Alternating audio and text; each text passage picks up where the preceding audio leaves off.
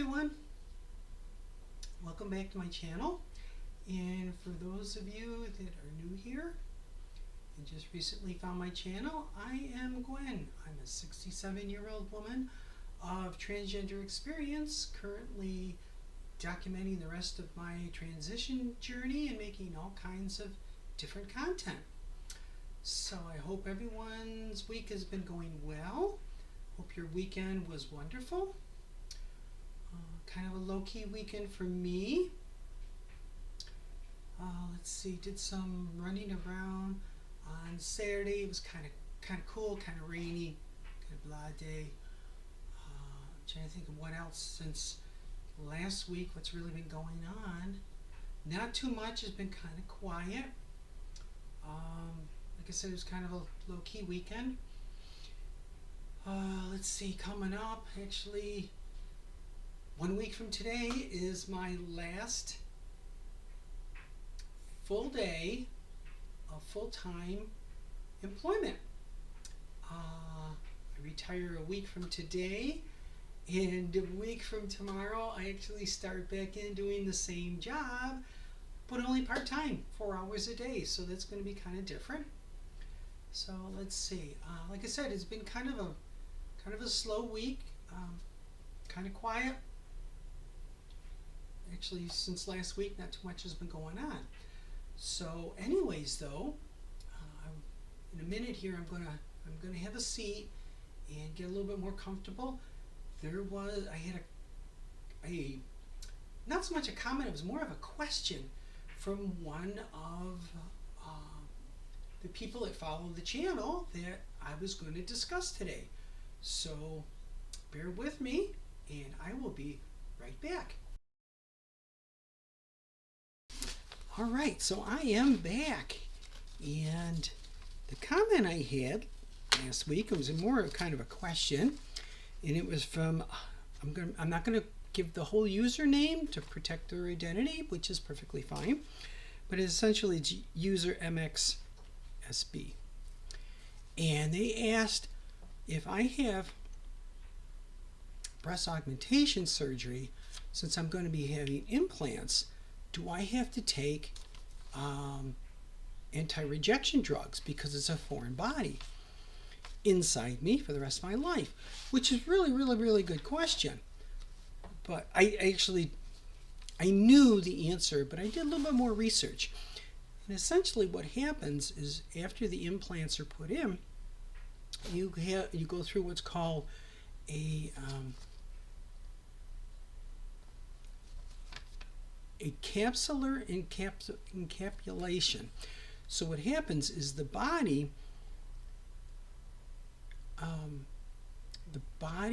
forms scar tissue, but it's soft scar tissue. So scar tissue around the implant to protect the body from the implant. And it's a fibrous type of scar tissue. Let's see. Trying to think.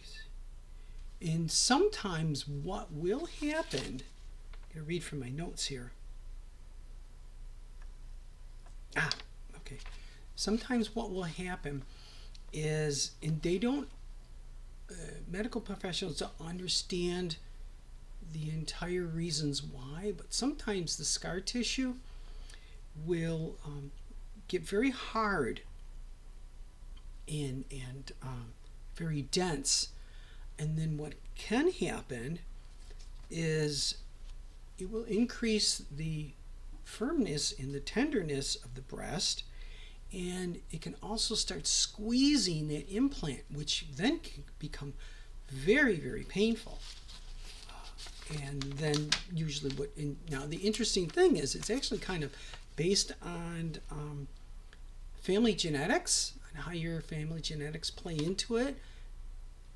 If you have family members, past family members that maybe would have very hard, dense scars from surgeries, then there's a particular high chance that if you had breast augmentation surgery, that you would actually possibility to have what's called capsular constriction. that is when it starts squeezing the implant and causing pain. The other thing is the larger the breast implant, the higher the risk of capsular contraction, which I did not realize. If that were to occur, there is a number of things that can be done. One of them is a capsulectomy, where the surgeon goes in, removes the implant, and then puts in this matrix of, it's basically made of collagen, and then reinserts a new implant. So what that does is when the body starts to create the scar tissue, it will adhere to that matrix, and there's less chance of the capsular contraction reoccurring again. The other thing that a surgeon can do is what's called an open capsulectomy, where he or she will go in, and they will slice out portions of that scar tissue to kind of free up and release the implant, which is really, really interesting. So to answer MX's question, no, you do not need to be on anti-rejection drugs the rest of your life. There are certain precautions that one has to take prior to breast surgery. So, if someone were to do that, and it doesn't matter whether you're a natural-born cis woman or a transgender woman like myself, as long as you take the proper steps, then you lower your risk of having capsular contractions, or constrictures, actually is what it is. So, but no, there is no need for having anti-rejection drugs, mostly because the implants nowadays are made out of two kinds of materials. One of them is saline, so it's almost like a saline bag. There are pluses and minuses to each, and the other type is a non-reactive medical grade silicone. The saline type bags, downside with them is they can easily rupture, and they don't create as a natural effect as the silicone gel type will do. If the silicone gel type were to rupture, then you need to have surgery to go in, and it's not dangerous, it just needs to be cleaned up and a new implant inserted. So there's, like I said, there's pros and cons to each one. One of the pros of the silicone implants is that they provide the firmness in the weight and the movement of a natural breast, whereas the saline does not. So there's most surgeons nowadays, there's very few that actually will do saline implants. It's very rare. It's more the gel silicone, and then again, it's up to each individual patient what size they want. Most surgeons, actually board certified plastic surgeons, will give you recommendations as to what they think is the best size implant for you based on your body size.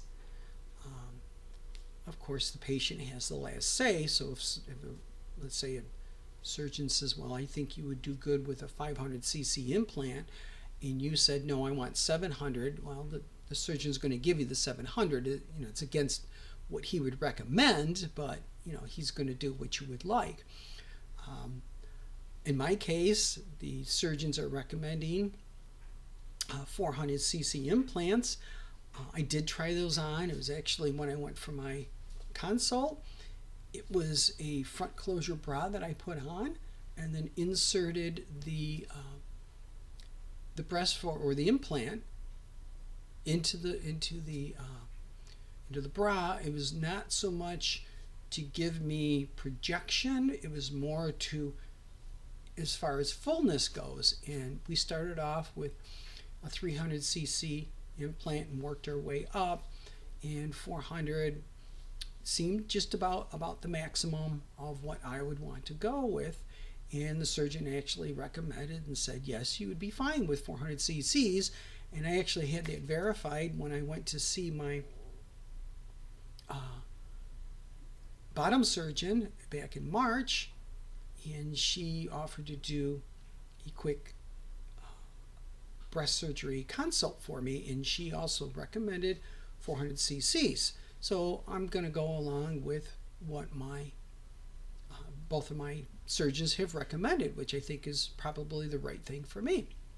So anyways, I hope this answers MX's question. It was a little bit of knowledge. It was kind of nice because I got to do some research and to kind of find out exactly what's really all involved in this. And it was quite interesting to what I did find out.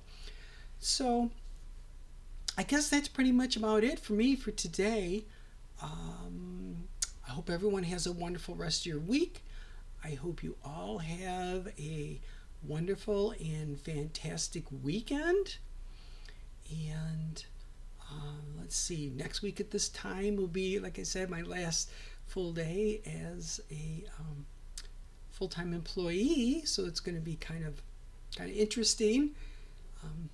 I really don't have any other plans for this weekend other than us girls are going to go get our haircut. Hopefully I'll get an update from my hairstylist as to how much better my hair is growing back in after surgery, because it was really bad. I had a lot of very, very thin spots, and it does seem to be filling in. And to be honest with you, I would love to get away from wearing wigs again.